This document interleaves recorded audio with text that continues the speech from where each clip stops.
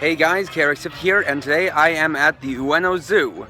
I decided to come here because the current running Sentai series, Duoger, is animal themed, so I wanted to see what kind of animals I can find here. As you can see, they have a panda exhibit going on right now, so we'll always get to see the panda. But let's also try to see what other kinds of animals we can find. Maybe we'll find some from Duoger. Well, without further ado, let's get going. So, here we have our first animal friend, the Eurasian otter. You can see them swimming through the water. They're very cute and very carefree. Sometimes they even swim on their backs, which is especially cute. Here we have the bataleur, an interesting bird with black feathers, red face, and a yellow beak. There's another one perched over there. Here we have the African white-backed vulture spraying its wings. A few more perched over there.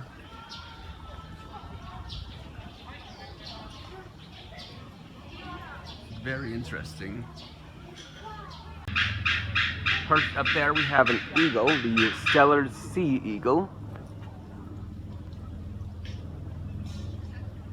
And over here is the mountain hawk eagle. As you can see, they're both perched very high up compared to the other birds. And over here in the same cage as the vultures is the white-tailed sea eagle. Occasionally I've heard it calling out. It's a very distinct call. Down here is the Andorran condor, a relative of the vulture. Doesn't seem to be moving around much. It seems to keep to itself. So here we have the Harris hawk and the common buzzard. Since the two are separate species, they don't seem to be wanting to be near each other. Here we have the great Argus pheasant. This seems to be a rather dangerous bird since it's in a cage all by itself that's down a path, and it's a rather large cage too. It's certainly bigger than I thought it would be. Here we have the Sumatran tiger pacing back and forth in its cage. It may be waiting for something, or stalking. Possibly looking for food. Here we have the western lowland gorilla. One over there. And one over there. As well as a couple of monkeys over here. They're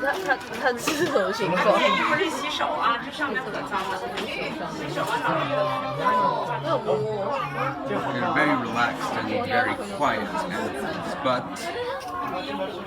if you anger them, it can be very dangerous.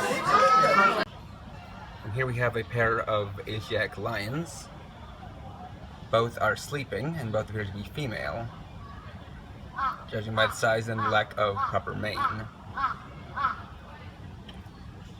If there is a male here, he's nowhere to be found.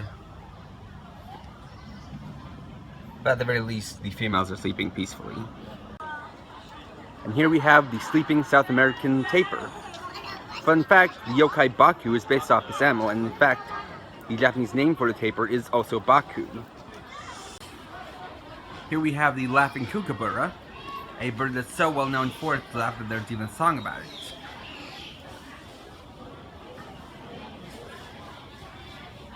Don't think that bird in there is a kookaburra, though it may be a slightly different species of kookaburra. Here we have the toko toucan, a bird with a very colorful beak. And here is the great blue turaco, an interesting bird with blue and green feathers, and some very interesting plumage too. Here we have the wild crane. It's relaxing and looks like it's sitting down, and it partly is, but it's basically sitting on its knees, which is quite intriguing. Here's the black-necked crane. There are two of them in the cage, and one seems to be grooming itself. And the last of the cranes is the red-crowned crane. You can see by the red spot on its head. So here we have the California sea lion, as well as the common seal. Both are taking nice sun baths. So here we have the polar bears. There's one walking along here, and the other down in the water.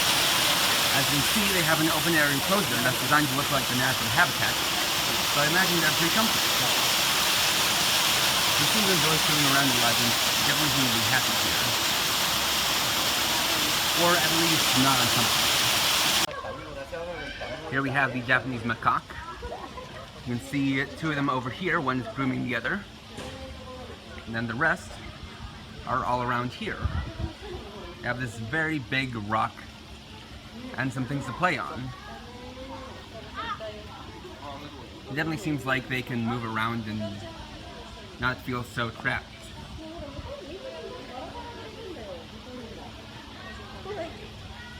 They also have places where they can sleep, and they definitely seem to have all they need here.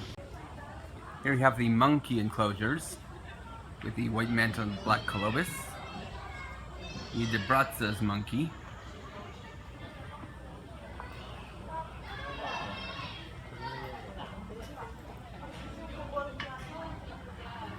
more of the Japanese macaque, though this is a hybrid according to the sign.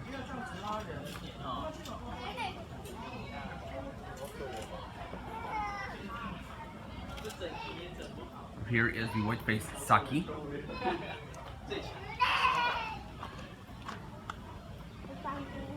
The black-handed spider monkey. Spider monkey. That's the spider monkey. And more of the white-mantled black colobus. Over here we have the prairie dogs. You can see they have lots of grass to nibble on, lots of places to dig holes. Here we have the Asiatic elephant. You see three of them all nuzzled together. They seem to be rather old and aged. It also looks like they're cleaning up, or at least cleaning themselves. Here we have the Malayan sun bear taking a splash in the pool. He just got finished eating over there. He's very, very cute. And here we have one of the two giant pandas. It's obviously very tired and has its back turned to us. I don't think it's going to be turning around. Oh, there it is! There we go. See it coming down very carefully. It's a very good climber. And very, very cute, just like the other bear. Here we have the other panda, and you see that it's eating right now.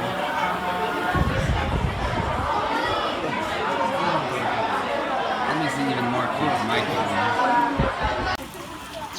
Here we have the Cape penguins. Some of them are bathing up there, while the others are swimming around here. And here we have the greater flamingo. Much to my surprise, they're actually more of an orange color rather than pink. There are so many of them. They're walking around, some eating, some drinking, some just wetting their feet. Over here we have the ring-tailed lemurs that are all among these very large flowers and this pond. That's pretty intriguing. Now these are not statues you're seeing, these are the shoebill storks. They seem to stand very still, almost unmovingly for some strange reason. And here we have the giraffe eating leaves from a tree.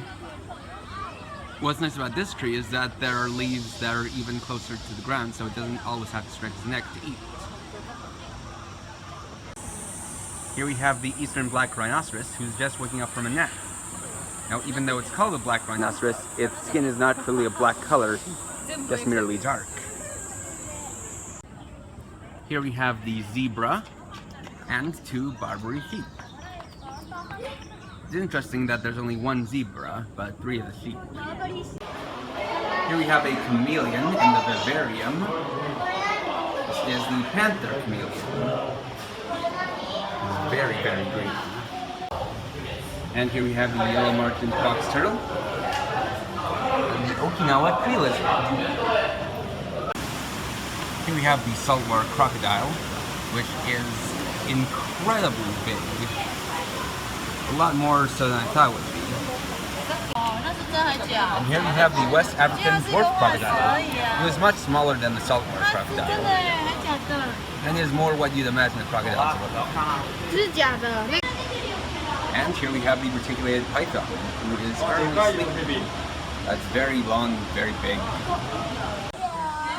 And last but not least, here we have the kangaroos. One of them is sleeping over there, and the other one is eating right there. And there we go. So, if you're ever in Ueno and you love animals as much as I do, this place is a must-go with such a wide variety of animals to see. It is, for sure, a lot of fun. Alright, so I am now in the Shibuya ward of Tokyo. This is basically the contemporary culture center. So this place goes for things like fashion, music, stuff, etc. And this is the place that has intrigued me and fun that fascinated me ever since I played Ueno Zoo, which is a game that's fully set in Shibuya. So, I'll show you guys around and show some of the important landmarks. First is the statue of Hachiko. This is a statue for a dog who's said to have waited here at the city for his owner who never came and was said to have died here. So, the statue was erected in his honor. Over there is the 109 men's department store, which is one of 2 big department stores here. This is one for men. The other one is, I believe, the 108.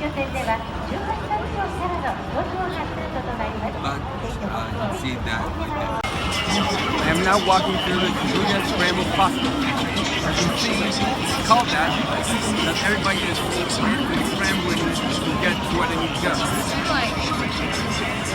They all take to letting the cars go and letting the people go. And so, they go in all directions. So over there you have the normal Shibuya 109, which is the women's department store. You can see there are advertisements all over the place. And here we have a karaoke club where you can sing your heart out. This is a karaoke con brand. This is one I actually visited when I was here the first time. It was a lot of fun. And here we have Lobby Shibuya, which is a big electronics department store. And what's cool about this is that it actually says what's on each floor here on the outside, though it's really only useful if you can read the Japanese. Here's a better look at the whole thing. Or, movies are more thing, then look no further than Toho Cinema. This is one of the biggest movie chains in Japan. You got a theater here in Shibuya. And they do show American movies, though they're typically done for Japanese. Another big part of Shibuya is the street culture. So, you can see that there's this alley here with a bunch of graffiti all over it. You don't see much graffiti in Tokyo, but one place to find a lot of it is Shibuya. Graffiti is something I find pretty interesting because it's an expression of style, and yet it goes against the law.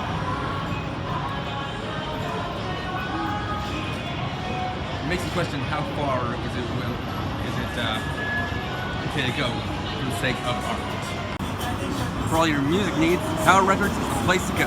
This is one of the biggest music chains in Japan, just like Toho Cinemas is one of the biggest movie chains in Japan. You can see that right now they're actually doing kind of a brand deal with Splatoon, as you see by all the ink across the sign there.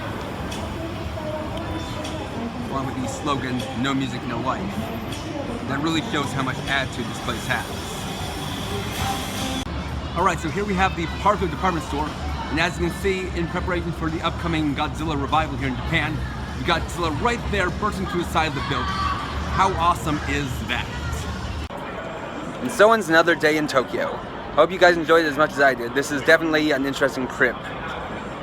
And it's pretty interesting just going to all these different places. Ueno Zoo is pretty fun, and Shibuya is definitely a place to check out if you're into stuff like music, fashion, shopping, etc. And I do like going to these places that have such a contrast to them. I hope you guys enjoyed it, and look forward to tomorrow's video. So until then, see you next time.